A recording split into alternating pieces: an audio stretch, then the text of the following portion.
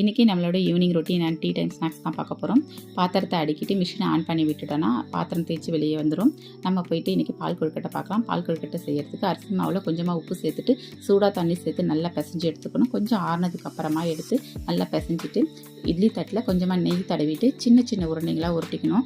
ரொம்ப குட்டி குட்டியாக இருந்தால் தான் பார்க்குறதுக்கு அழகாக இருக்கும். அது மாதிரி குட்டி குட்டியாக உருண்டைகளை உருட்டி எடுத்துகிட்டு அதை ஒரு 10 நிமிஷம் நம்ம ஆவியில் வேக வச்சு எடுத்துக்கப்புறம் வெள்ளத்தை நல்லா கரைச்சிட்டு வடிகட்டி எடுத்துகிட்டு கொஞ்சம் சூடானதுக்கப்புறமா கொஞ்சம் ஏலக்காய் பொடி சேர்த்துட்டு நம்ம வேக வச்சு எடுத்துருக்க கொழுக்கட்டையும் அது கூட சேர்த்துக்கணும். 1 ஸ்பூன் அரிசி மாவை கலந்து அது கூட சேர்த்துட்டு எல்லாம் திக்காக சேர்ந்து வந்ததுக்கப்புறமா இறக்கி வச்சுட்டு கொஞ்சம் ஆறட்டும்.